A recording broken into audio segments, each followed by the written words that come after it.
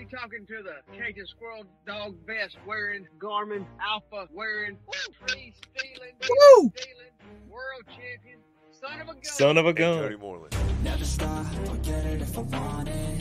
Gotta make to myself a promise. I won't quit, keep going till We're not liable for your dog if you kill your dog. on top. Not at all. No, I ain't the type to On give you. up. If I do something, man, I do it till I get what I want. I turn a business out of nothing into something I love. Semi-professional squirrel dog handler. Wanna bluff, I flip a switch, never miss, man, I always stay up. Don't let them see you, always have a plan to stay tough. This life ahead of you ain't easy, it was built to be rough. But that's what makes a personality is tragedy, bro. All right. What's going on, Cody? Another day, buddy. How are you? Man, on top of the world. You're fresh back from vacation. Yeah, Caracal. Celebrating. Carousel, technically, but Yeah, it's pronounced. It's spelled a little different. Carousel. I didn't name the island. Right. Yeah, But, right. Yeah, we Yeah. back from an island So- just north of Venezuela. Celebrating your anniversary. 10 years. 10, On my anniversary. 10 long, wonderful years. Yeah. You know, my wife, she's pretty smart, and she knew that I'm a busy fella, and I may or may not forget our anniversary. So she wanted to make sure that it was a date that I could remember. And so we got married on 10/22 because I'm a squirrel hunter. And that's a rifle that I shoot, a 10/22. So she's like, if we get married on 10/22, you'll never forget it. And she's right. Hey, Smart girl. Smart woman. That's Mhm. funny. Mhm. At least she figured it out. Mine conned me into this one. I've been telling her that we didn't have the money for years and years and years. And then I get a back paycheck for work over our union contract. And I either had one or two things. I knew if I didn't give her a trip, I was not going to be able to use the rest of the money for what I wanted. So, my back paycheck becomes our As an back investment. paycheck. Yeah, it was investment. Right. My back pay become our back pay. So she got what she wanted, and I Yeah. got what I wanted. So, It sounds like a win-win. no doubt. Episode number 2. The first one was a Boom. hit. Everybody enjoyed it. Great feedback, man. Great feedback. For y'all it that coming. doesn't know, we are on YouTube if you want to watch. We appreciate all the support, the subscribes. For y'all old guys that don't realize this, you do not pay money when you subscribe on YouTube. I've had some people say, well, I'm subscribing. How much does it cost? Nothing. It's free. It's free. We need you to subscribe to us. That helps us. Our, if you will, marketability. The more people that subscribe and watch, the more people that see it. So Yeah. We're not after your money. We're after the advertisements money. When they start advertising when they start advertising on the YouTube channel, that's the money we're after. yeah, We have to have a lot of subscribers to get that. We're trying to eat too, which it'll take years and years off of this. But here's the thing: you got to start somewhere. About 3. Yeah. You got to start somewhere, and we would enjoy y'all to go to YouTube and subscribe. And what that means is when you log into YouTube, if you go to your library, it will pop us up whenever there's a episode that you hadn't watched, and you can click on it and watch it for free. Yeah, and if you enjoy it, share it. Yeah, share it. Also, like it on your podcast provider, please. That way we kind of get some feedback. Send messages to our Facebook. We're here. Number one, we're here because we want to talk crap and a little shit, and we want to have fun with it. But on the other hand, we know y'all want to hear us talk shit too. Yeah. We're saying what everybody's wanting to say. We're kind of like the sober drunk people. Yeah. We're saying what they say, that if you really want to know how somebody feels about you, get them drunk. What's on their mind comes out. So that's kind of where we're at right here. All right, you want to get into the news desk on what happened last weekend? News desk. I put this on here since I was out of town. The UMCA Arkansas State Hunt was in October the 14th in Hazen, Arkansas. And Eric Wally, well, technically Melissa won with Fancy, and Eric come in second with Hawk. And then Jeff Lancaster was third with Arlene. That is an all Mountain Cur hunting association. But 2 dogs in the top 2, I guess that would be considered, is pretty handy. Yeah. Well, I bet all 3 are. Oh yeah. I'm just not familiar. I'm just saying. I'm just not familiar with Arlene. Well, I'm not either. I'm just saying it's pretty tough. It's pretty tough to win, much less have 2 dogs in the final cast. NSD news. The let's see, the Ohio division. First place is Romeo. Handler Tom Smith. Yeah. Second place is Farm Junk Cleo. Handlers Dan Pierce. Third place is Jim and Jenny. Their handler is Benji Bengala. Fourth place is Buckshot. Farm Junk Buckshot was handler Ryan Clancy. Fifth place is Hammer Time with, can you believe that? How unprofessional. Hello. That's not y'all's phone ringing. That's not y'all's phone ringing, so don't think somebody's beeping. Very unprofessional. I'm in my truck and I have my ringer turned off, but it's my radio ringing. Oh, yeah. It happens. It happens to the best of us. It does. So let's see. You was reading off the entire I think everybody in Ohio. So I think I was at 5th place with Hammer Time. And I'm just about back there on the ticker. You see that ticker down there at the bottom? Yeah, I got you. For y'all that's not watching, we have a ticker down here that Shane's done. All right, yeah, 5th place Hammer Time. Handler is Tyler Cameron. 6th place is M&W Paisley. Handler Rob Carpenter. 7th place is M&W Fanny. Handler Matthew Kelly. 8th place is Seburn's Willow with Joe Sebern. Also, NSD, the Tennessee Classic 9-dog championship is a 9-dog invitational, the shootout. Winner's first place is Rebel with Dustin Richardson handling.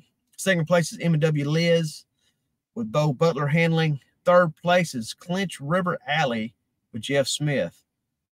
Now, had another hunt in Tennessee. M&W Liz made it in both finals. Yep. Pretty impressive. Yeah. See, I put this on here before the other was posted. Oh, wow. A little weekend work for you? Oh, yeah, a little bit. Yeah, Clinch River Link.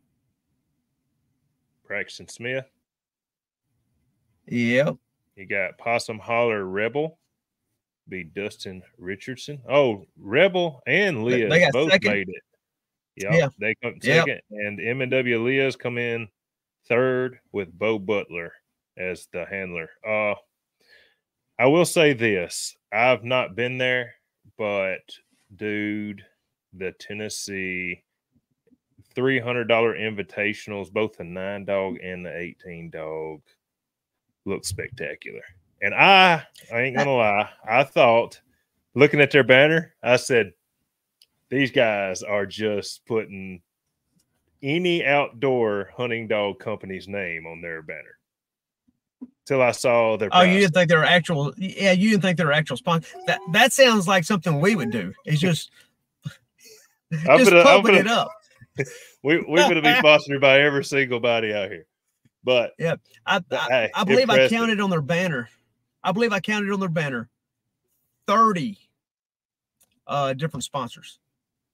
Wow, that is impressive. And so this is a specialty hunt, right?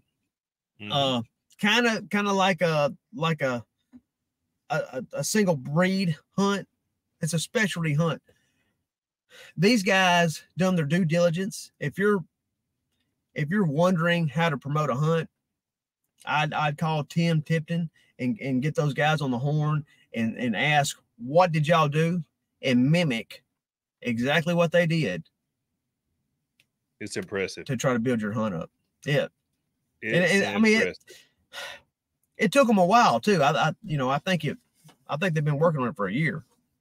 Well, it's by far one of the neatest things I have seen. I mean, so I used to shoot a lot of rifle matches, and they have prize tables that are big with all these companies. And dude, what they got going on is pretty impressive. It made me think a lot of their prize tables, but they had that gunner, some sort of kennel. I don't want to say gunner. Was it gunner?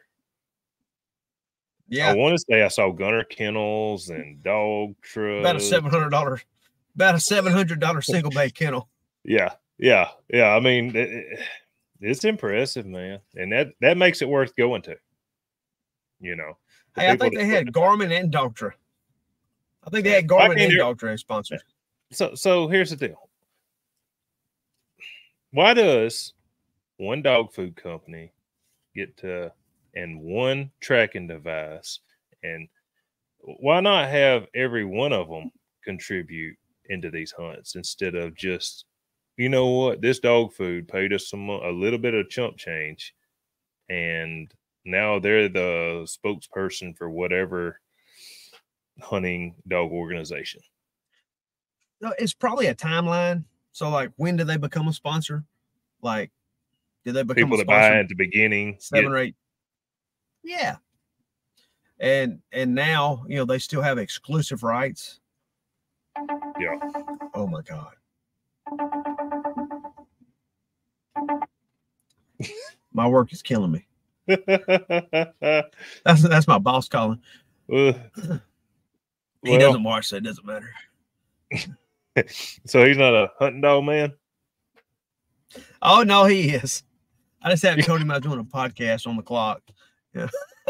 No, this is after the clock. This is not. No, it is. It's no. I go to work super early and I get off work early. That's what I'm talking about. Generally. One of the other news desk things I had 4:30 right now.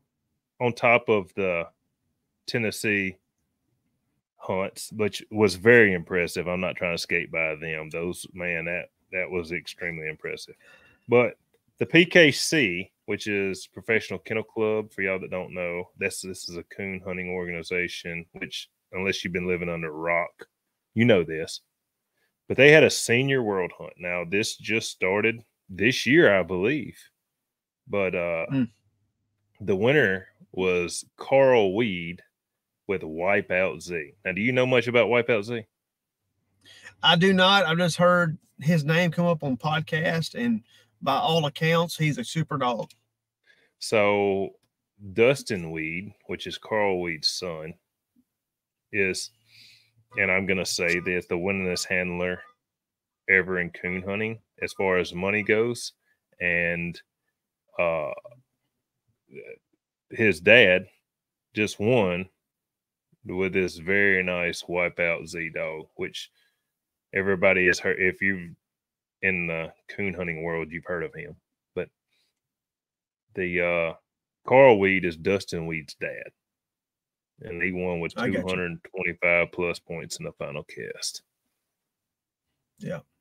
So coon hunting's a big thing now, man. It is. It really is. And I don't know how I feel exactly about a senior world hunt. Like, I like the junior world hunt because it's the junior dog. And well, what do you think about kids hunts? I don't know, man. I guess I'm more about the dog, I guess, but I guess it's good for the kids. Tell how you feel. It's good for the. Let me ask this question. Mm-hmm. Do you have any shame in going out there and whooping on a little boy as you do whooping on an old man? I think I would find more enjoyment whooping on an old man than whooping a young kid.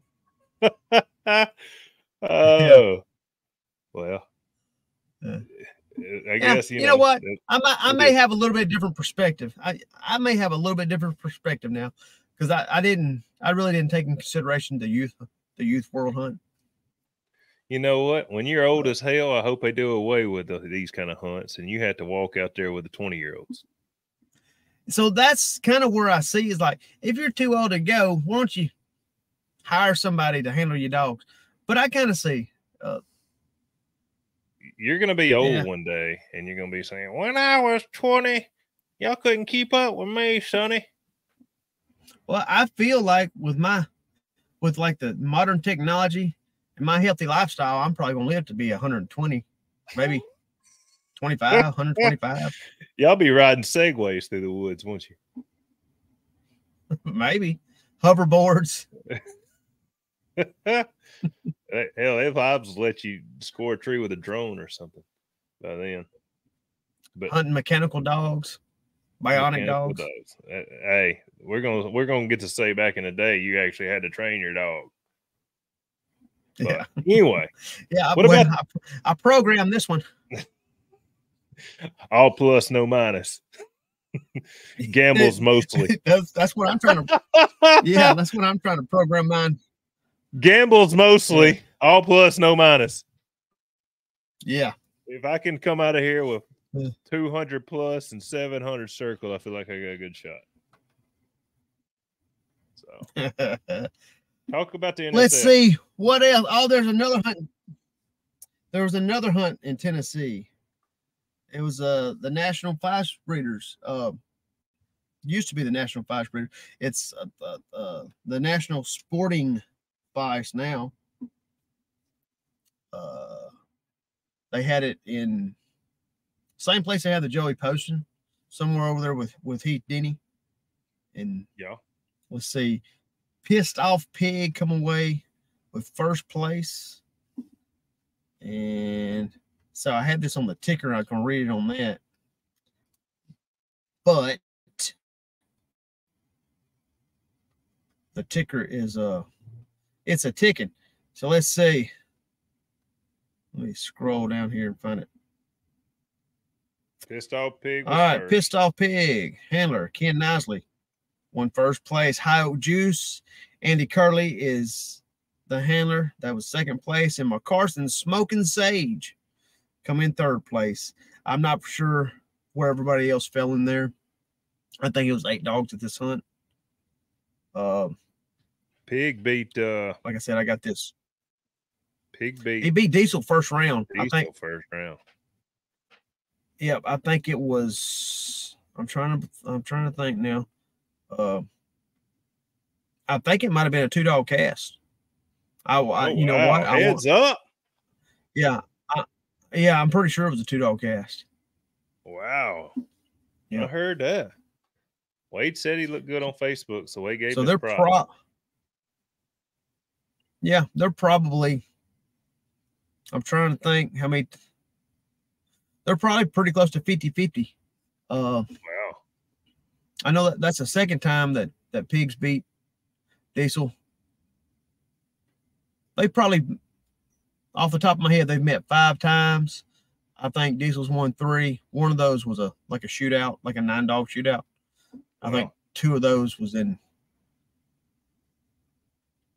maybe like a world hunt or a major or something like that. So I think they met 5 times. I think Pigs won the last 2. They say Pig trim when they're down.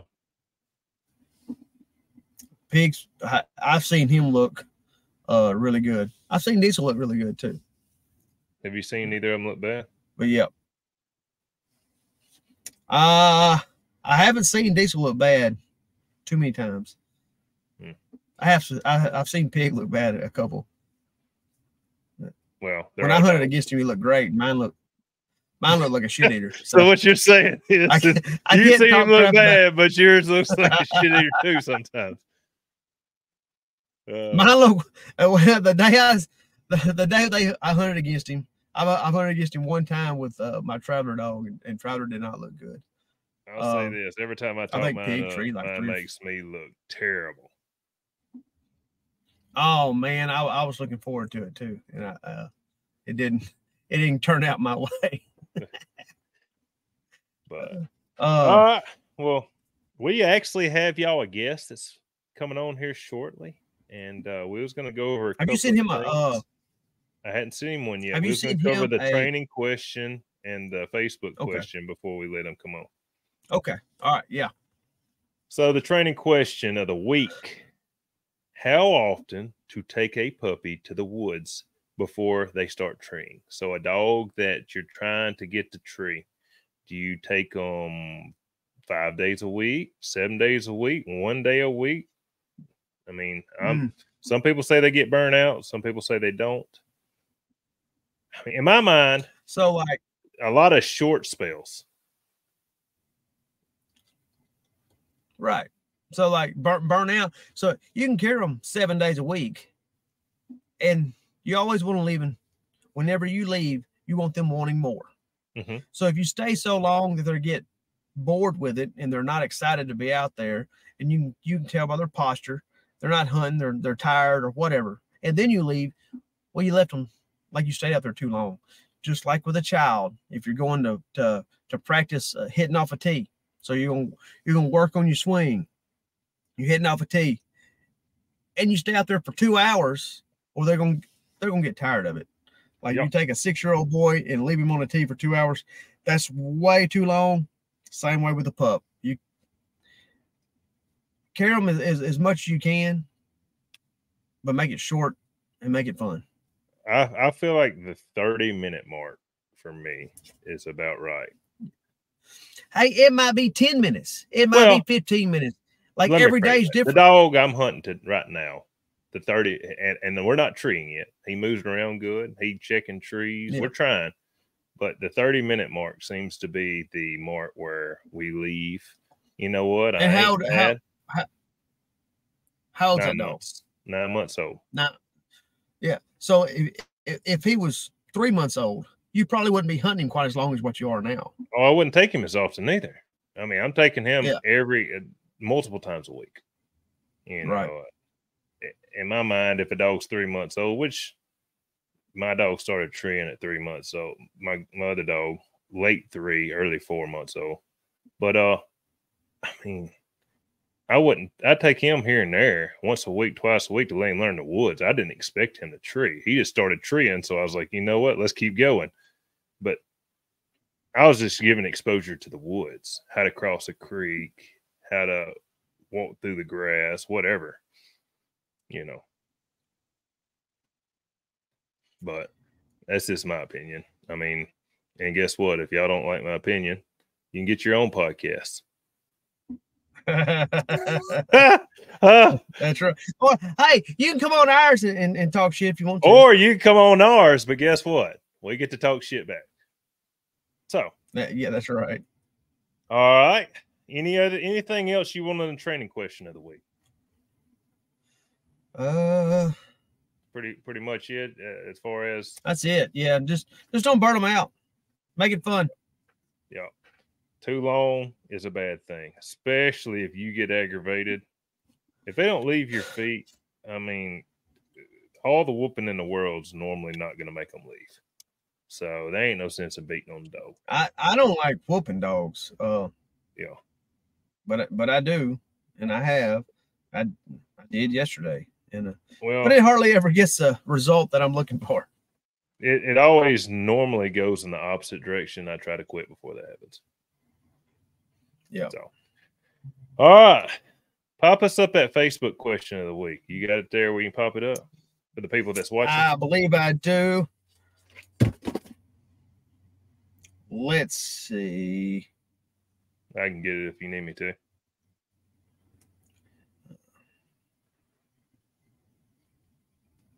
Boom. All right. Jenny from Tennessee says, Shane and Cody, love the show. What is a cast and what does cast winner mean? Do you want to start or do you want me to start? Go for it.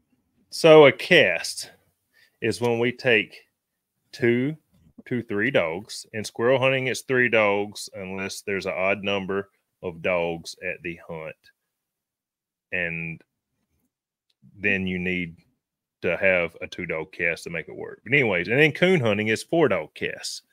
But that's when you take these 3 dogs or these 2 dogs to the woods together and we cast them through the woods.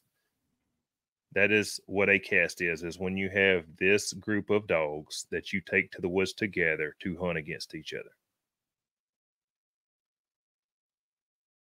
And what's a cast winner? And a cast winner is the one with the most. All right, so we have circle trees, which is a tree that could harvest a squirrel or coon. That whether that be leafy, big, forky tree, whatever. Okay, you have plus points where a squirrel's in the tree. And if a squirrel is seen in the tree or within the allotted footage of the hunting organization you're in, that is considered plus points. So whichever dog ends the cast with the most points, whether that's plus, circle, or the least minus, wins the cast, which is the dogs it's hunting against in that woods at that particular time. Right. And you can have, so like, for instance, if there's a 9-dog hunt, you'll have 3 casts. If you're having, 3-dog casts, you'll have 3 casts, and you have 3 cast winners out of that first round. Mm-hmm. And the cast winners will come back. If it's a full elimination, the cast winners will come back, and you have another cast. So then you have another cast winner. So it'd be 3 casts of 3 dogs, and then the 3 winners of those 3 casts fight out or hunted off in the last 3-dog cast. You know, good question. Well, I think we kind of overlook things like that because, like, we know what a cast is. Yeah. And but there's a lot of people that don't, and we have people listening that are not competition folks. And speaking of questions, Facebook questions, it doesn't have to be competition related. Shane will take dating advice. I'll take marriage advice, dating advice, whatever. I can take shooting advice, questions, whatever. We don't have to keep it. I mean, obviously this is a hunting podcast, but we'll talk about Garmins. I don't have much time on a doctrine, but I can find out about the doctrine. So whatever y'all want to talk about, y'all send us questions in. And if we get multiple questions, we'll cover them the next week. So sounds good. Is there anything else on the Facebook question? No, but a good question. And we appreciate it. Keep sending them in. Keep them coming. All right. While I'm inviting him, what about the rumor mill? You got any? There's a couple of rumor mills, which technically I think one of them's past rumor mill.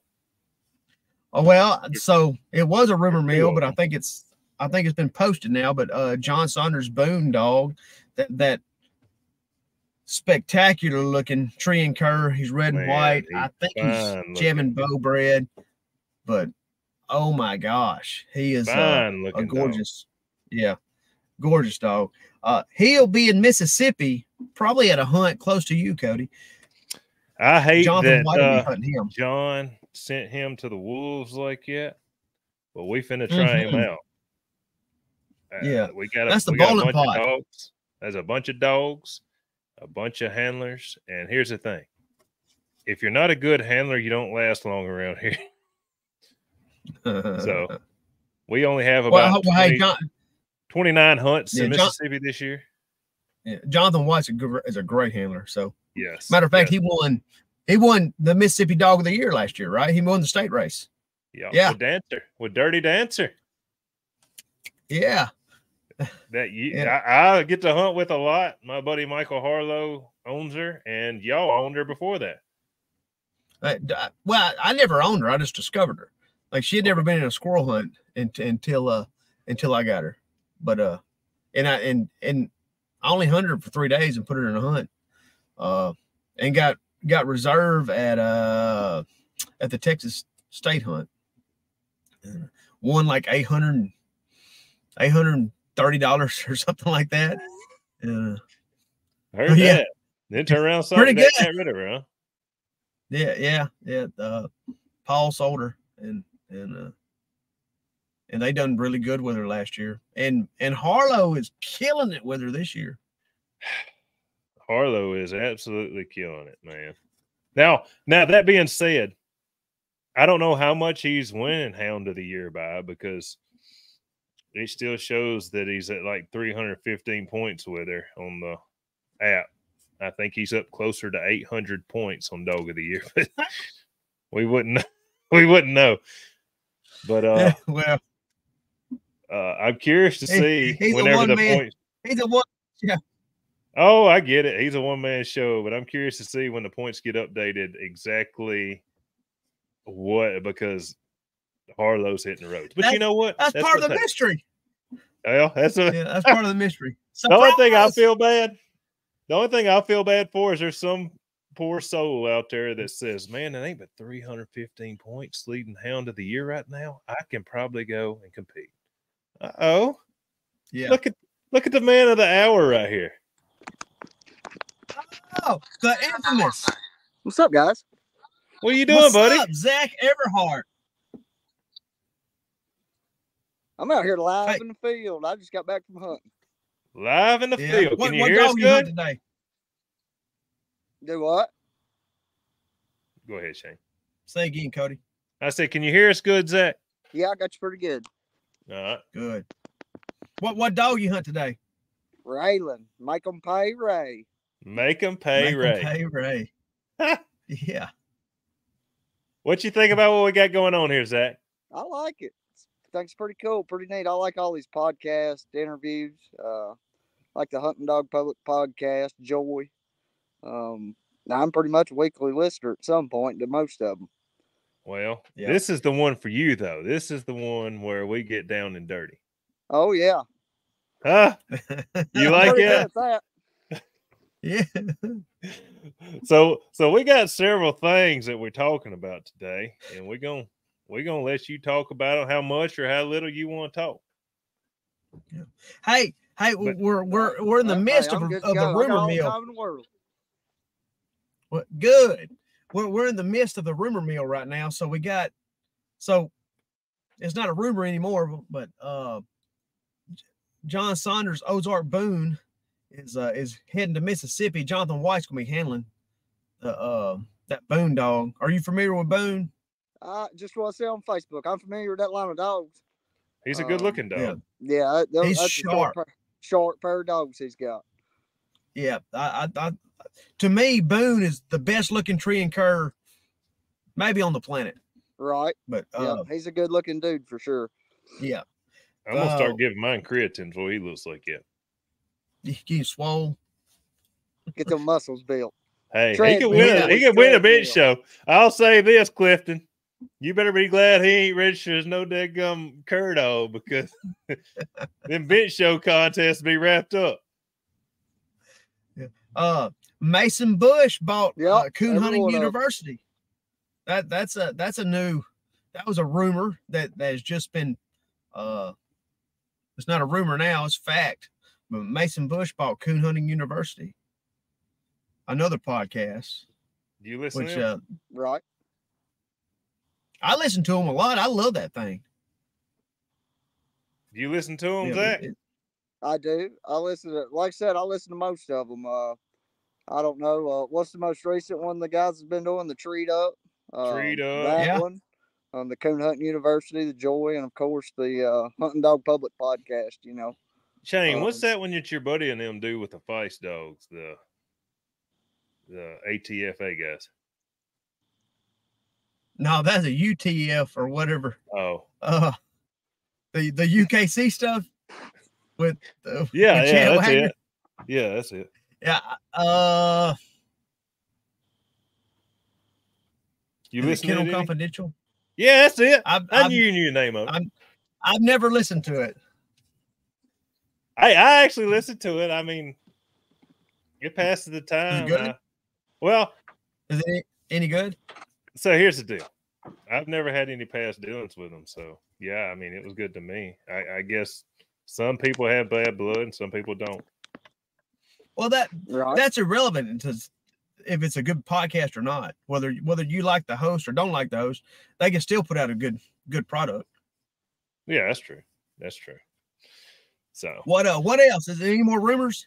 I don't. I'm gonna save a rumor for next week. I wanted to talk about the Elite Handler series, but we're gonna keep running out of rumors if we talk about every one possible in the same week. I want to talk about a couple of these hot topics here with Mr. Zack. Okay. Well, before we talk the hot topics, I wanted to give Zack the opportunity to talk about the legendary Goldtooth. Anything Mr. Goldtooth related. You got the floor, Zack. I mean, he was an outstanding dog that you hunted for years, and he just passed. I'll be honest with you, there's not much left for me to say about him. He set the bar at my house, you know, and not only as being a good dog, you know, he was a family type dog as well. You know, he just fit in. Didn't matter the crowd, people, dogs. You know, just sound and consistent. You know, he was always consistent. You know, didn't matter if the odds were stacked against him or he was beating them by a mile. You know, he'd always give you everything he had. And he probably wasn't the best, wasn't the most flashy, but like I said, when I needed him to make it happen, most times he did. You know, and that's something. And I feel like a lot of times, you know, he knew what was going on and he knew how to play the game. You know, and that's something that don't come along every day. You know, it's one thing to be a squirrel dog, and then it's one thing to be, you know, to have a competition mindset, all in being a squirrel dog too. You know, a lot of them do it on their own time. You know, he done it on your time. You know, if you didn't have 30 minutes to hunt of the evening, he'd give you everything he had in 30 minutes. Or if you want to hunt all day, he'd give you everything he had all day. And yeah, you know, he was special. That's all I can say about him. Well, I'll say this. I guess you probably heard it, but we was having us the Cool Hunt sale. Right. And at the time, so I had so many people, and I was just naming off 3 good dogs, and I was actually trying to put it on Shane because I'm thinking Romeo, he won a world hunt with Romeo. Right. And then Messiah, in my opinion, if Romeo was as good as Messiah, Romeo would still be at Wade's house and instead of Tom hunting him, and Messiah would be at Tom's. Right. And third, I was just coming up with the best name I could come up with. And anyways, we recorded that podcast before he passed away. Well, I put it on there, set to come out this day and this time. Right. Yeah, the amount of people said, "Holy shit, I can't believe y'all killed him off." I said, hang on. But, well, yeah. just rest assured knowing that I laughed along with you. I didn't take it hard way. No, I didn't get butt hurt about it. It kind of tickled me the way it fell in y'all's lap with the timeline. Well, when Shane said he's already old, I think, I wasn't manifesting his death, but you know, I tell you what. So I believe that there's a lot of squirrel dogs, good squirrel dogs, but they're not great competition dogs. I believe there's a lot of great competition dogs, but they're not really great squirrel dogs. Right. I think there is a handful that are elite at both. And I think Goldtooth was one of them. And I never hunted with Goldtooth, but I tell you what, I don't know if I ever seen a scorecard where he didn't have a plus point on it. Right. Yeah, he was accurate. You know, he was, and a lot of it depended on the terrain, the conditions, the location. You know, but he always seemed to find a squirrel. You know, and on the days they were down and moving, he could tree them just as fast as he could come across them. And those were the more memorable hunts. I remember one time me and Brother Edwards drew out, and man, the dog's name slipped my mind. I should know. Swagger. Joey posted on him at the time. And it was at the truck hunt in Indiana, and Tyler Dunn guided us. And we hunted a 90-minute round, and at the end of it, we had treed 17 single squirrels, and Swagger beat me by one squirrel. And wow. every tree but one for each dog was plus, and each one of them treed a circle tree. But we had spectators on the cast and guides, and matter of fact, I'm pretty sure we had a non-hunting judge. But that was probably one of my more memorable hunts with him. And man, I don't like getting beat. I'm probably the biggest loser you've ever seen. I'll pout, moat, kick rocks, whatever. But that was one cast I didn't mind to lose, because I had an absolute ball. And like I said, Swagger, he looked outstanding, and brother, he deserves every win he's got coming. So we had an absolute shootout that day.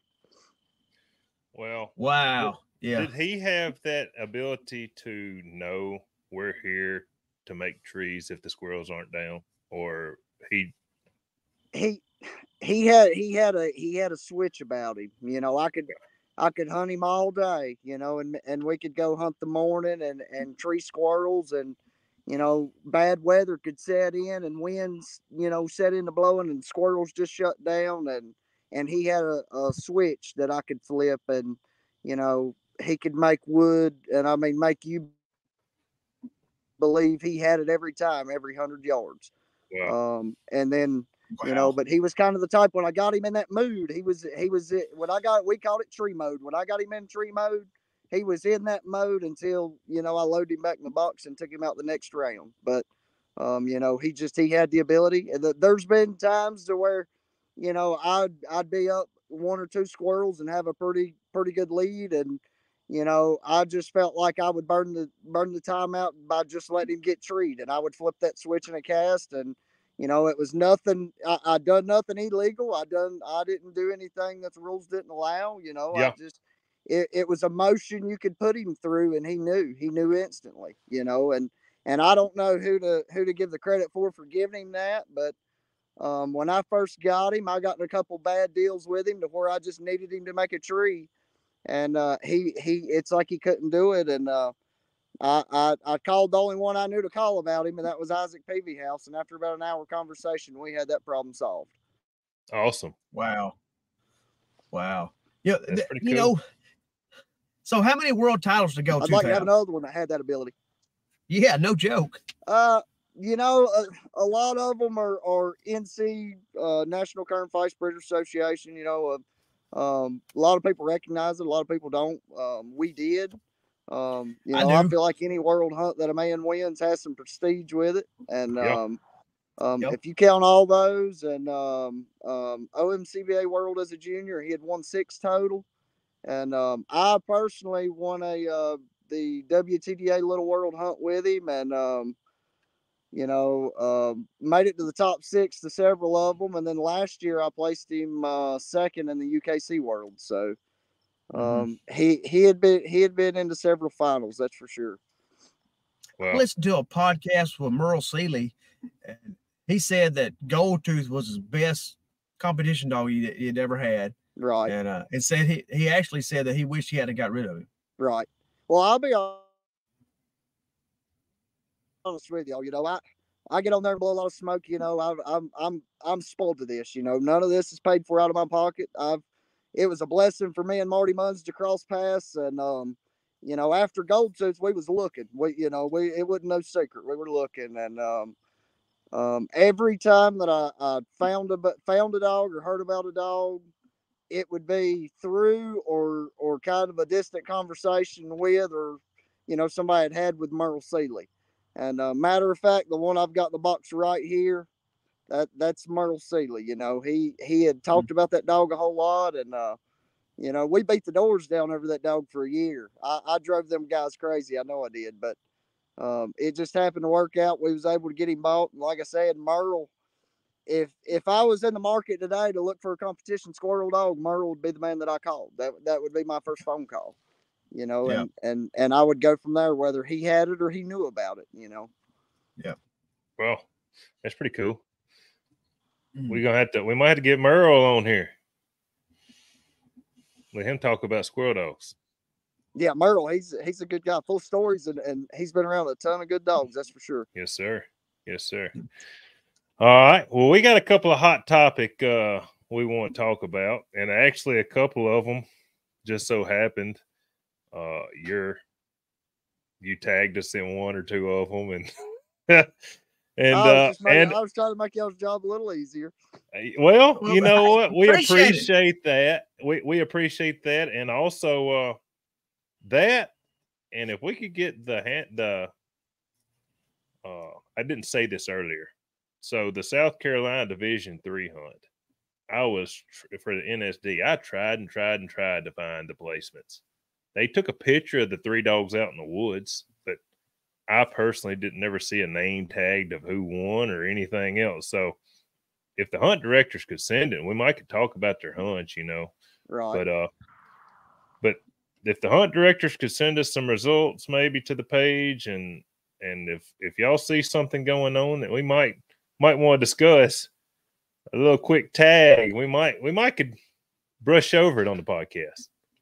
Mm-hmm. So but the number one we had was breed specific hunts and why they don't feel. I know you have an opinion. And I'm going to start by saying this. I have an opinion, and that's all it is. You know, I don't judge any man, any hunt, whatever. But in my opinion on it, you know, again, there's prestige with any OMCBA hunt. Let me say this: 90% of the hunts that you know are out there for people to go to, it's not going to be just a walkthrough. Sooner or later, you're going to run across a good dog. You know, but the way I feel about it, and again, this is just my personal thinking on it. I want to know how good that dog right there really is. You know, I want to know. I have in my mind how good I think he is, but that don't tell me anything or show me anything. I feel like when you know you go to an elite style hunt to where it's an open event, you know, they're saying, hey, you know, you pay the money, you register the dog through our organization, you're welcome to hunt. I feel like that, you know, you see better caliber dogs in those organizations because of that. You know, nobody's excluded. If you have a good feist, bring it. If you've got a good cur, bring it. If you've got a good hound, bring it. I've done this a lot. I've hunted against a lot of good dogs. I've hunted against a lot of bad dogs.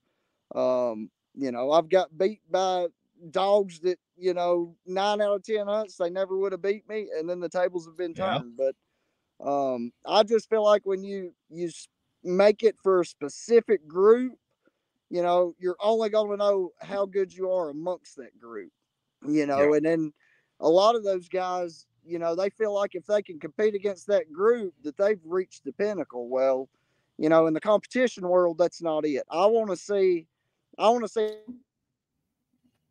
my dog stacks up against the best that there is, you know, and I'm not going to say one registry has better dogs than the other, because most of the dogs that I compete against hunt in several registries, whether it's the OMCBA, USDC, NSD, you know, they're going to the open events no matter what registry, you know, and I just feel like whenever you make it a breed specific hunt, whether it's, you know, benefiting a cur dog, benefiting a feist, you know, whatever it is, you know, you're not really finding out how good your dog really is. And if your dog is that good, you're doing that dog an injustice by not, you know, there's a lot of money to be won this day and time. A lot of money. You know, I'm not going to, I am right here. I'm going to do a shout out to, you know, the USDC. They look out for us. You know, Jeff Island, the Ground Floor Series, he takes a lot of his personal money and puts it out there for the world. You know, it's up for anybody's taking, whether you've got a feist, a cur, whatever. Yeah. Well, let me ask this question. So, do you feel like some guys in the USDC won't go and hunt in other registries because they think if they get beat at a $30 division hunt, it will make their dog look worse? I do. You know, you've got that crowd, and then I'm going to say this, you know, you've got the guys kind of like me. If I don't feel like I put a lot of time in this. I'm sure a lot of, you know, I know a lot of other guys do. I want to see the effort I put in pay the best that it can pay. you know, that's one reason to why, you know, if I go to OMCBA hunt, it'll be for a world title, you know. Nothing against their state hunts, you know, that's just not for me. You know, there's unless I can win a world title, you know, or money, that's really all I'm there for. Or a pickup truck, you know, I will take that pickup truck. That's sure enough. But you know, I just want it to be worth my time, and also Marty's time. You know, he's investing a lot of money, and I like to see him get the best payback that he can. I get it. So I've talked to a lot of people, and I've never been to a USDC hunt, so don't, you know what, don't come and burn me at the stake. And I've already said it once on here, you know, it's our podcast, and if you don't like my opinion, you can kick rocks. But but that's right. That being said, dude, they all the good ones go and get treed, and in my opinion, I like a good one to have a squirrel. But if they go and get treed and stay there and have squirrels, and they do it pretty quick, they're all kind of, it depends on today who gets the breaks and who, you know, gets lucky and their squirrel stays or whatever. Now, that being said, there's not any close USDC hunts to me. I think there is one in Batesville, but I don't personally have a whole bunch of money where I can just go out here and buy $500, $1,000 entries for every other week, you know. So I like to hunt in the stuff. Get you a backer. Right. I'm in the same boat. Yeah. But that being said, I'm in the same boat. I get it. You know, you got kids, family. You know, it's hard to take $500 and just put it up. But it's basically a gamble. You know, so you're a gamble. You're guaranteed 1 90-minute cast. Exactly. Yep. That's what you're guaranteed for $500 or $1,000, or next year I think it's going up. They said that the ground floor series hunts was going up next year, didn't they? Right. Yep. So you're guaranteed a 90-minute cast. Yep. Now, that being said, in my opinion, yes, USDC, if they've got 18, 26, whatever, was it 27 dog hunts? 27. Yeah, for the ground floor series events, it's 27 dogs. Now, I think if you got 27 dogs that people's willing to put up $500 to $1,000, I mean, there's 81 dogs at the JPI, or right. 81 buys. Well, and that's the thing too. They're cutting them off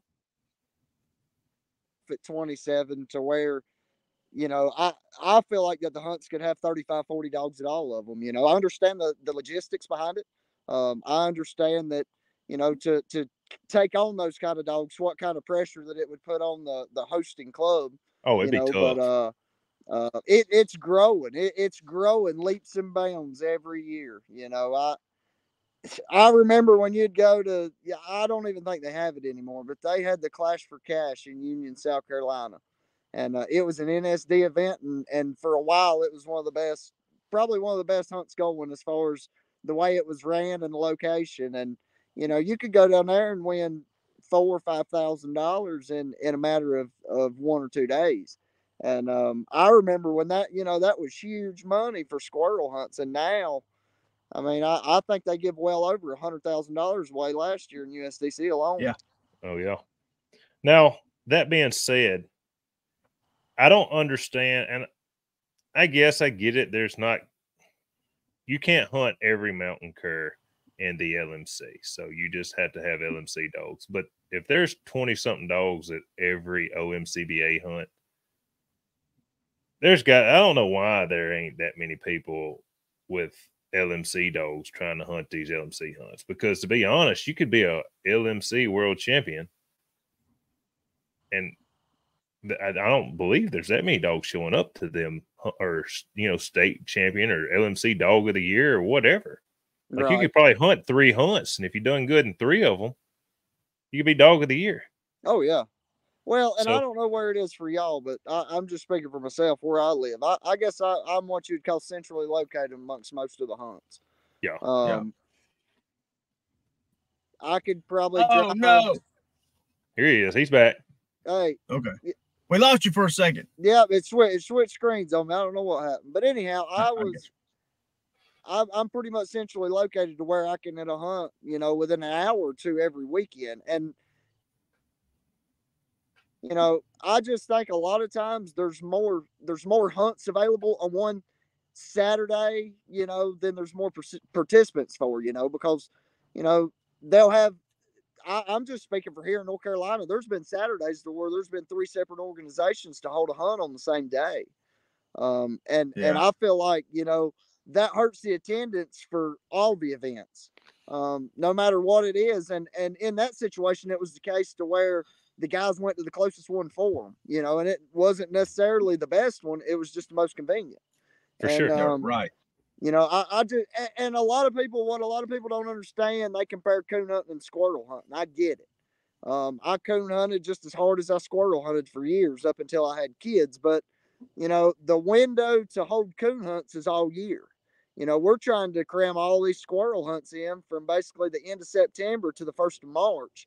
And sometimes it can, you know, the schedules just clash. And when that happens, you know, it's just how it is. Matter of fact, there's several hunts that I would have, you know, world hunts that I would like to have attended this year, but I won't be able to because of conflicts with some of the bigger USDC hunts. Yep. Right. It happens. And I wish that, so what blows my mind is we've got 60, what was it? The OMCBA world hunt's incredibly large. I don't know for it to be a breed specific hunt. And then there's normally in the 20s something dogs at the UMCA hunt. And then the USDC and the NSD both have pretty good size world hunts. So I guess I don't understand why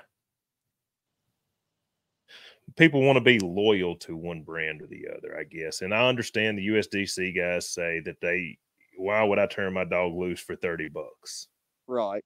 On the other hand, how many times a week do you turn your dog loose? How many times do you get paid during the week? Countless. To turn your dog loose? How many times you get paid to turn your dog loose? So you've turned him loose for free is what we're saying. Yeah, I mean, to an extent, yes. I mean, it's, if you include time, I'm in debt, you know. No, I'm talking about people's like, well, I ain't gonna turn my dog loose for $30. What if something happens to it? I guess, yes, you have a T15 on there and you could tone him back or whatever. You could go to your dog. Right. But the whole I'm not turning my dog loose for $30 hunt. Well, in my opinion, you shouldn't be working it during the week if you're in that situation. Right. Yeah. Yep. So, but I think that's enough on. No, whoa. No. You gonna it's my opinion now. Come on, Big Daddy. And you don't have to apologize for your opinion. Everybody has one. They're just like assholes and they all stink. That's right. Yeah, everybody's opinion stinks if it don't agree with me. But so I have a little bit I agree with everything that Zach said. I have a little bit different viewpoint because I ran a breed specific club or organization for 4 years and hosted some of the biggest feist hunts in the country. And so whenever you have the breed specific hunts, you're hunting against the breed for a benchmark, for a yardstick. So you're comparing feist to feist, and you're comparing LMC dogs to LMC dogs to see where you are in that. That's right. Now, and I agree 100% to go to an open hunt and expand your horizons. As far as getting people to attend these hunts, you have to create a want. You have to create a need. So what we did, and instead of saying, hey, we're just going to have a hunt here on this date, we said we're going to have a major, and I do some artwork and maybe a video and maybe show me cooking some gumbo and act like it's going to be the biggest hunt in the country. And then it kind of becomes a really big hunt because everybody buys into it. You're like, and you show them these big plaques that you have, like nice plaques that's cut out in the design of a state or something like that. And you're like, well, I could drive an hour over here, or I could drive 2.5 hours over there, and I might get some free dog food. They're giving away door prizes. We have a raffle. If like we get to see some of the best dogs in the country all come to this one event. If you create a want, they'll come. Just like the USDC is doing a hell of a job. How quick did the Joey Poston sell out? That's 81 entries at $1,000 a piece and sold out in minutes. Yeah, 2, I think. Like 2 minutes. Yeah. And I'd have never thought of the field. $500 entry Grand Floor Series was selling out in less than a minute. Mind-boggling. Mind-boggling. It's supply and demand. So if the demand is that high, supply is limited because you only have so many hunts a year. So when supply is high, or I'm sorry, supply is low and demand is high, the price, it must come up. Right. So that's when the entries are, the entries will come up and they're going to still sell out. Like it's going to come a point to where they start, like the equilibrium is going to cross somewhere. And, it won't be 27 dogs there. It'll be 20, 25, something like that. And you kind of find your price.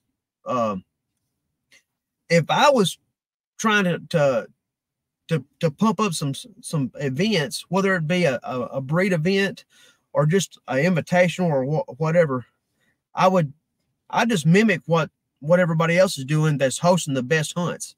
So like that Tennessee hunt they just had, the Tennessee Classic or whatever with Tim Tipton and all them. Dude, they had like 30 sponsors. It was 30 different sponsors. Like, and it was an invitational, but they had 18 dogs there. They had 9 dogs the day before. It was a heck of a show. Like if I was going to do like a big hunt, let's say if I was going to do an LMC hunt, I would pick, like, imagine this. Imagine if I got like 2 characters, like two people in the squirrel dog world, and get them to decide or convince them to do like a celebrity boxing match. Like, how many people would show up to that? It'd be a pile of It'd be packed. It'd be packed. Do you got a couple of names off the top of your head? Oh, dude. Wade Hildebrand versus anybody. Man, that's digging deep now. Huh? Wade and Aaron? Right? There you go. Wade would be a good one. Yeah, man. Hey, it would. Yep, yeah, that's like got my everybody right would show up. Yep. You could have an 81 dog hunt. It'd sell out. They say, who won the hunt? I don't know, but so-and-so got their ass kicked. Yeah, that's but right. you got to have something like, man, read a marketing book or check out P.T. Barnum and see what he was doing, to get people to come to the circus. But you got to create a want. If they want to be there, they'll come. Dude, I drove 13 hours to Indiana one time and got cheated, got scratched in the first round. There was 2 dogs, a tree, a squirrel that day. It was mine and Wade's.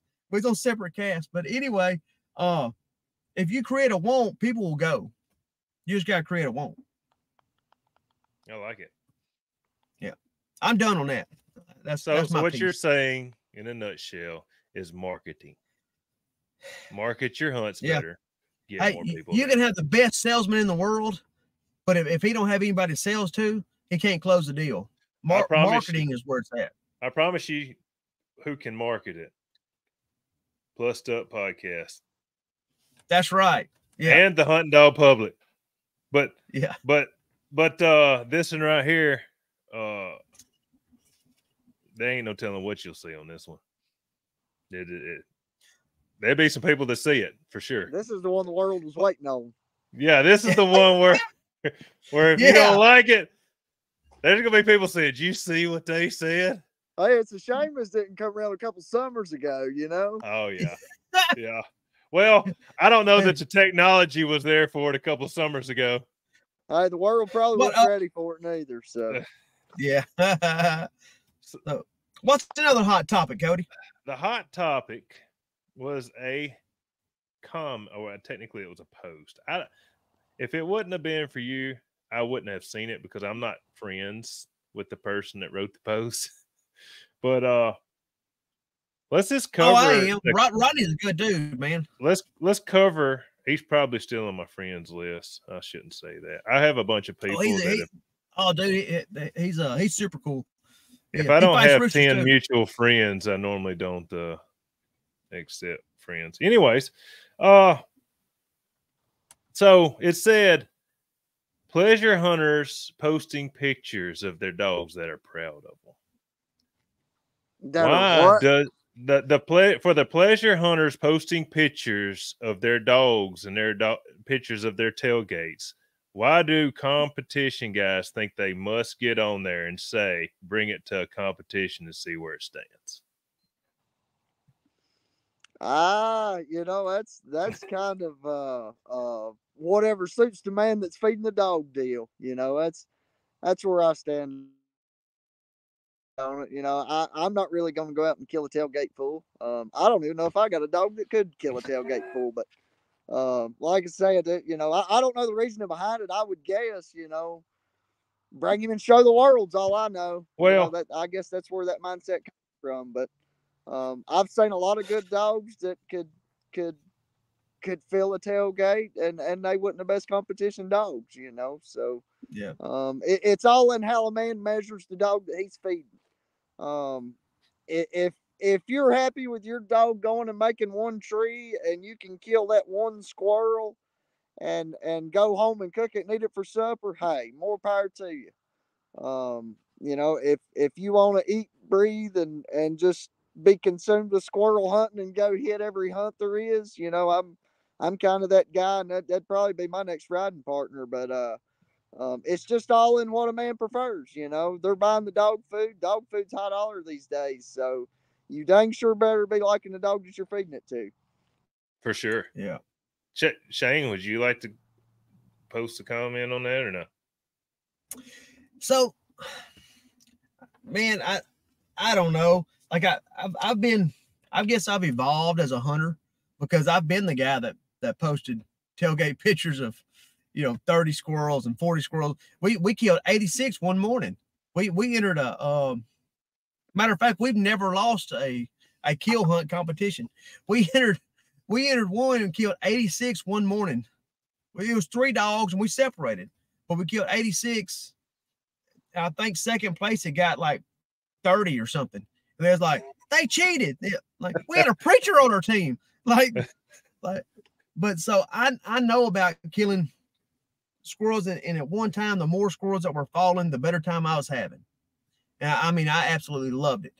And when I first got into competition hunting, and I was going to the fice only hunts primarily, and I felt like I was really like like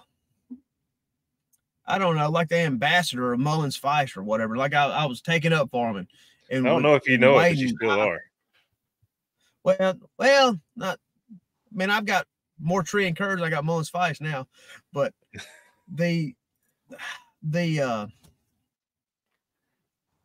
so, and I didn't really care for competition hunts that much. I actually wasn't having that much fun, and at that time my dog was way better than I was. I was a horrible handler, and my dog was in the prime at this time, and he was looking super good, and I would do some kind of self-sabotaging shit at the end, like 7 minutes left in a hunt, and do something to lose. I did it, dude. I've done this for 2 seasons, so I know all about the loving the killing part, comping and killing like that. That was my mantra, comping and killing. But I've gotten to where I like comp hunting maybe more than I like killing now. I did a lot of work to myself and become a better handler. And during this time, my dog aged and is past his prime now. But I've handled several different dogs. I enjoy both spots, but I really like the competition part of it. So like when I see somebody post 10 or 15 squirrels, I like it, like way to go. But I understand that a dog is kind of like a knife blade. So I can have this knife blade, and it can be a high dollar knife. You know, it could be like a benchmark or what, a Benchmade. And but if it's not sharp, it's not going to be like what it was made for. It's not going to be as good of a tool. Like you can still use it. You can use it to dig holes. You can use it to this, that. You could use it to cut anything, but to go in there and carve something and like to cut meat or this and that, it's not sharp enough. So I've seen a lot of dogs that were super squirrel dogs, but that they just kind of done that on their own merit. They were never honed, and they didn't have a handler and a trainer that could really put a fine edge on them. And most of your competition dogs have been sharpened and honed to where they're not as loose on a tree, and it's not. I mean, all dogs are man-made, and if that dog will come to you, and you can catch it and turn it loose and retrieve it and recut it, they've all been touched by a man. So it's how sharp they are, and I don't know if I can articulate that like I'm thinking, but well, to me, the way it is, the competition dog and a pleasure dog, for that dog to be honed in and fine-tuned, you're not going to be able to go kill a log full of squirrels because you're going to be paying too much attention to the fine details that dog's doing. You're 100% right. I'm sure, I know. In order to fill a log or a tailgate, you got to be humping it. When that dog trees, you need to be pretty well close, and go in there shooting, get him sent on, and do it again. So the same dog can do both things, but the same dog may not perform at both tasks the same. Yeah. It's crazy. Also, how you got to these dogs think a lot of work and people how killing squirrels are killing. Yeah, a lot of these pleasure dogs will tree next tree over, and then the next tree over, and the next tree over. Whereas our dogs have watched so many timber out, they're not hunting for the first 100 yards. Let me run the first 100 yards. They might run past 10 squirrels, whereas a nice pleasure dog might tree all 10 of them. That's right. You know what I mean? Yep. All mine knows is I just watched it timber out of here. I ain't no sense in me treeing again on this next tree. But I was going to stick a little more specific to the question. Let the man talk, Cody. Everybody kind of squirrel hunts for different reasons. I do mine basically. Everybody does this for different reasons, whether it's competition hunting, pleasure hunting. But my main reason for doing this is to see good dog work. Yeah. At the end of the day, I'm satisfied. And it doesn't matter if I killed 10 squirrels or 1 squirrel or no squirrels. I'm there to see a good performance out of a dog, whether it's my dog, your dog, Shane's dog, who's ever. I love to see good dog work, and I love to see good coon dogs work. I love to see good Labradors work. I love to see bird dogs work. I crave watching a working dog do its job and do it flawlessly. I agree. And for the guys that's not watching, there's a little bit of a lag. So I'm not trying to cut him off, and he's not trying to cut me off. We start talking before it picks up. Yeah, I'm nowhere near Wi-Fi. So, but I was going to stick a little more to the question. So I think where I get caught up is and most hunters that competition hunt. And I understand that there are pleasure dogs. I've been with pleasure dogs, at Lee Langley's Gator Dog Hunt. Their pleasure dogs will 100% tree a lot more squirrels than mine. But that being said, my dog runs by a lot of squirrels because, okay, we just killed one here. There's no sense in me treeing on this next tree. But that being said, so the competition guys want to see multiple dogs in the same area, because if there's another dog working against your dog, maybe your dog didn't look that great if he was out there by himself. maybe your dog, you know what I mean? That's probably what the competition guy's thinking. If it had been another dog out there, would that dog have treated all them, or how long did it take? You know, we're caught up too much on statistics. We're caught up. And me being a competition hunter, my first train of thought goes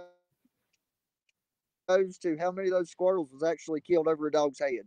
You know, yeah. Were they shaking nests going into trees? Were they shooting doubles and triples? What? You know, there's a lot that goes into filling a tailgate. And you know what? They are squirrel hunting, so they don't. That's I mean, right. Technically, you could shoot I personally don't. I give my dog 15 steps from the base of the tree he trees on.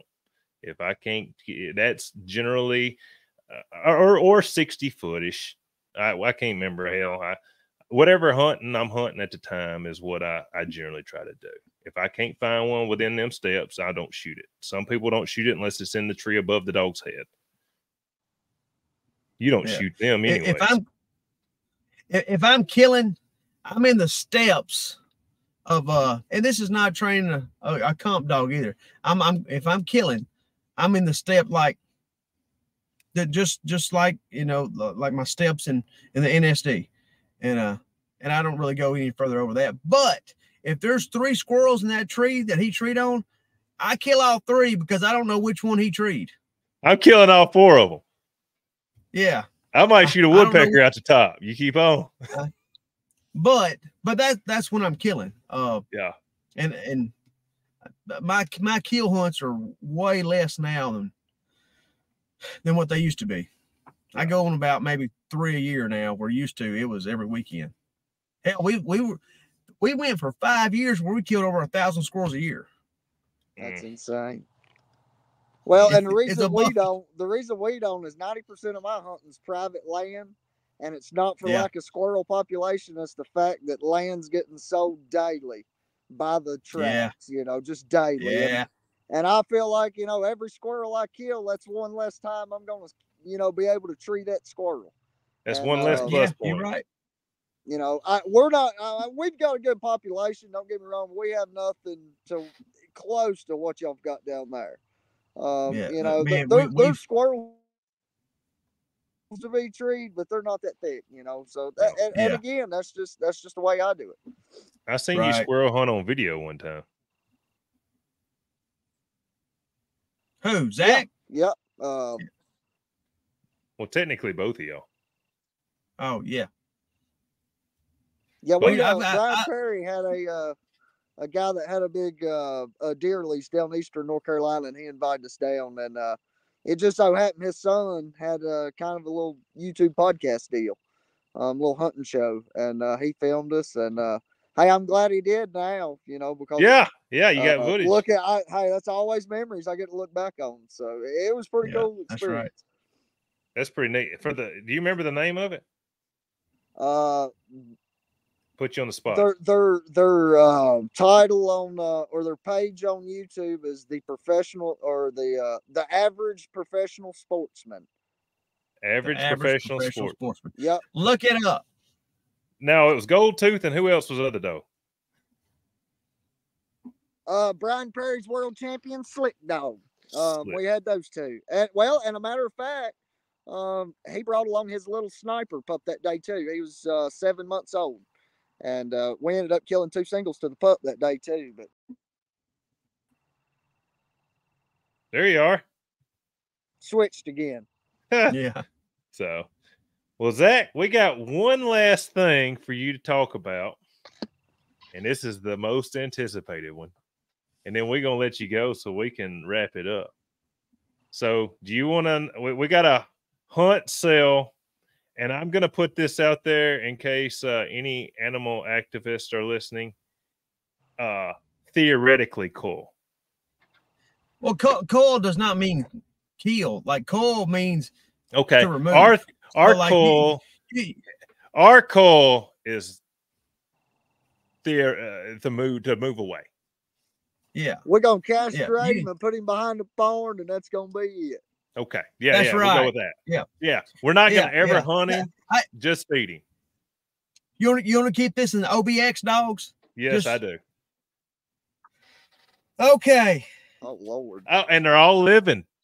They're all living. All right, name them, Cody. You name them. I Right. think I named them last time. You go. So the first one is OBX Raylan.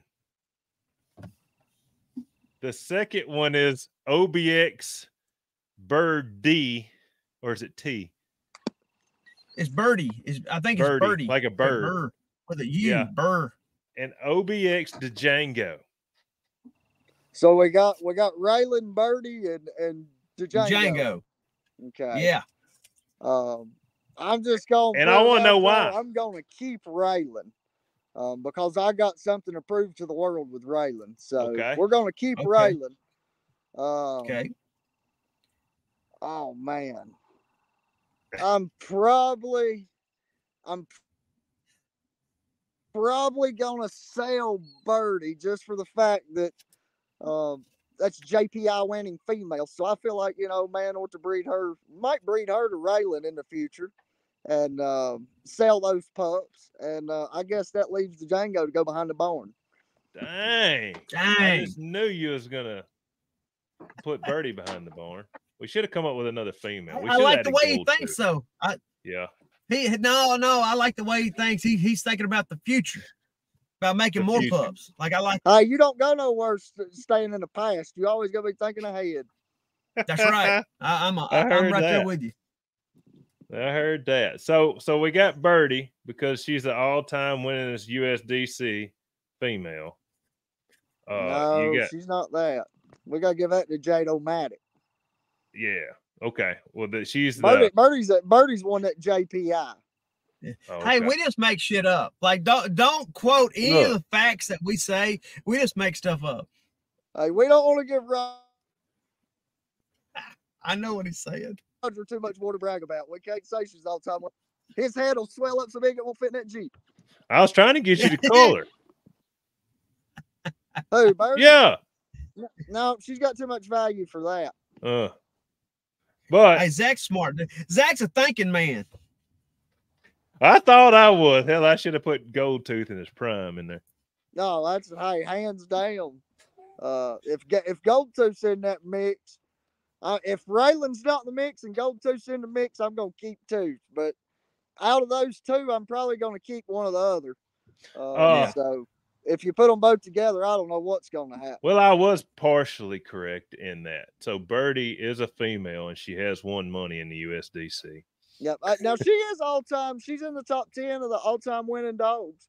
Yeah. And like I said, she's won a hunt. I would give my left arm to win that JPI. That's to me that JPI is the pinnacle. It don't get much better than that. What about Harley? I agree. Harley. Yeah. Oh, Harley's not. I'm not allowed to talk about Harley. If y'all don't notice, I blow these dogs up. Sometimes it blows up in my face, and sometimes it goes the other way, and I can cash a check that my mouth wrote. So, Harley. Hey, I told the guy that's handling Harley. I said I'll treat him like he's not even mine. I hunt him. I leave him in the shadows, and that's about it. Okay. But I do plenty of talking about Raylan for Harley, but Harley and Raylan both. So, okay, all right. So you're keeping Raylan because you got something to prove. That's right. The Django goes behind the barn, and Birdie's getting sold. Well, and Django, let me clear that up too. Django's going behind the barn because I have no use for him. At that point, I've sold Birdie. I'm hunting what I feel like's the one that I'm going to do the best with. So I don't have no choice but to put the Django behind the barn. I might give him the pleasure hunt, Don't sugarcoat it. You just don't like him. Huh? To be honest with you, I've never hunted with the dog. Never. But I'll tell you, he's more my type dog just because of the controversy that surrounds him. I love if y'all ain't noticed, I gravitate toward those type. I love it. I love it. So that's funny. Well, Mr. Zack, you got anything else you want to hit? We finna wrap her up, buddy. Hey, I got a question for him. Marty Munns for everything he's done for me. And y'all guys are doing something pretty cool. And all those podcasts, Hunt Dog Public Podcast. The one y'all got going on here, I enjoy them all, listen to them all, and I get a kick out of all of them. So y'all keep doing what you're doing. Man, I appreciate you saying that. Hey, but I have one more question. I just want your opinion on this. Do you think that like the sweaters are probably the prettiest dung heels, or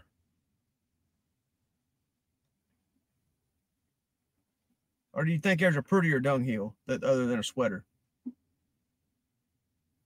He froze up on us. I hope we didn't lose him. I hope he comes back. No. I don't know how to answer this. Yeah, well, see, that's some lingo that Zack and me knows.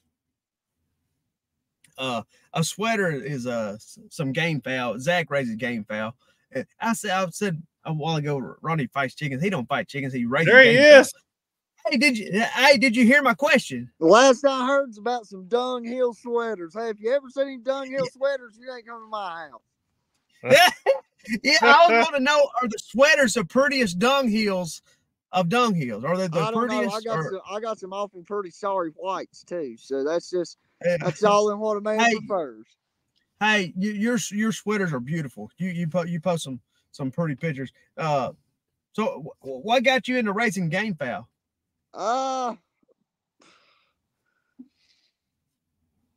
Being around the older generation of guys, and when I got started, it was probably like everybody else. You know, it was a different time in the world. You know, and as a kid, you know, it's a competition. You know, and I've always thrived off competition, but now we're more along the line of the county fair show type 4-H birds. You know, it's like I said, it's a different world, different time. I wished it was back like it was, but it probably never will be again. So, like I said, we just raise them up and carry them to the fairs and show them and win a few ribbons with them, and that's about it. Dude, man, so like, you know, Louisiana was the last place it was legal in the States, and I think it was outlawed in 2008, and I was raised up doing my dad raises game fowl, still does. My uncle on the other side of the family and my grandfather raises game fowl, still does. My uncle goes to Mexico a couple times a year, but yeah, love it. And love the birds, and you post some pretty ones. Well, I appreciate it. And I'll tell you, a lot of my stuff going into preparing and getting ready and kind of conditioning these dogs for what I'm doing, a lot of that came from that. You know, it's two totally different animals.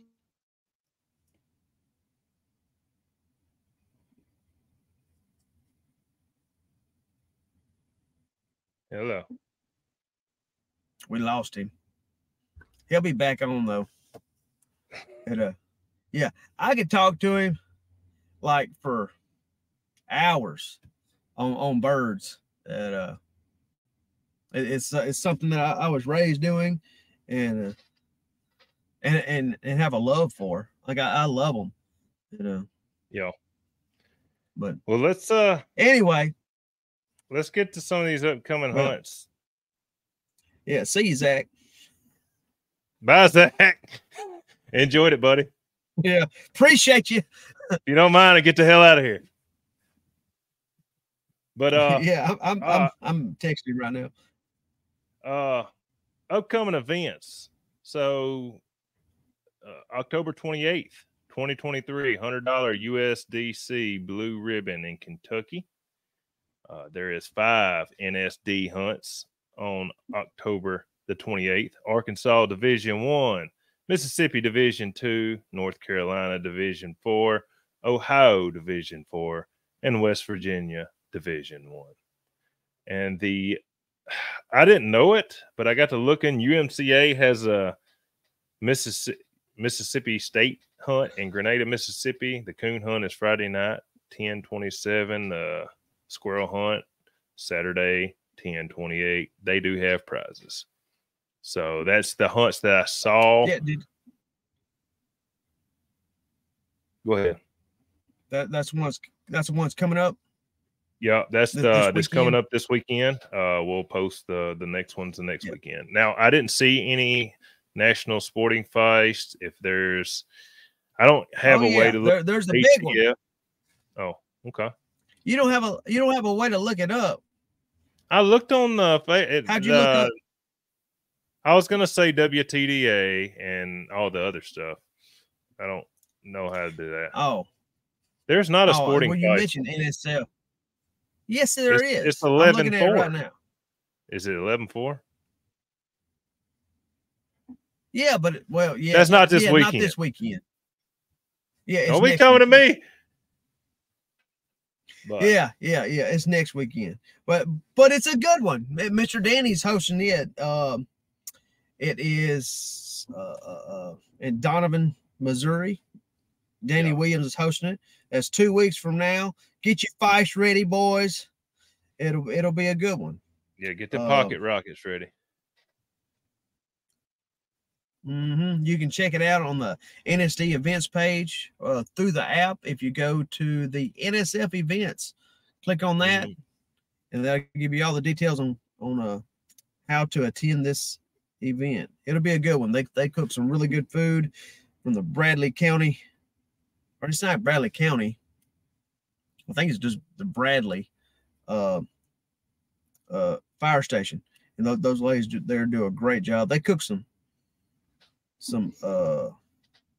chicken and dumplings one time. They were off the chain and running loose. I'm telling you, it was fire. All plus, anyway, no they do a great hunt, and they have all plus, no minus. There was a ton of squirrels in Missouri this year too. It'll be a good one. It'll be a great hunt. Awesome. Let's see. What other did you mention the NSD hunts this coming weekend? I did, all 5 of them.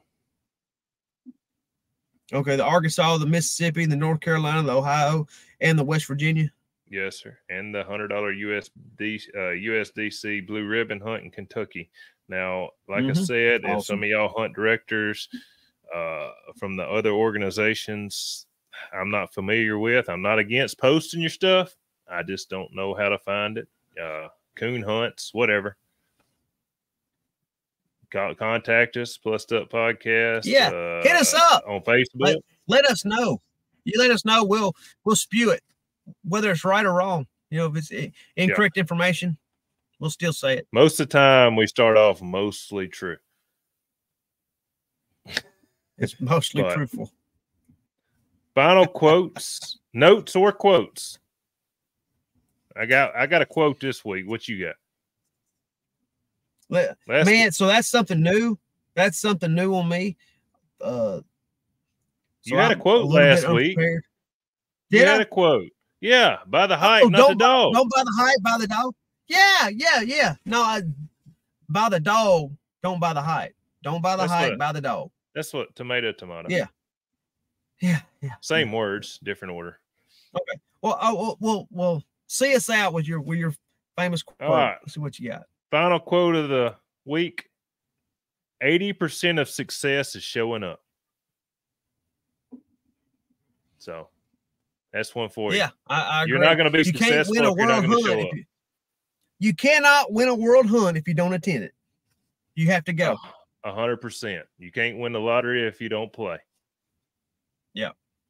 So, all right. There you go. Well, if you ain't got nothing else, this is ending episode 2, Plussed Up Podcast.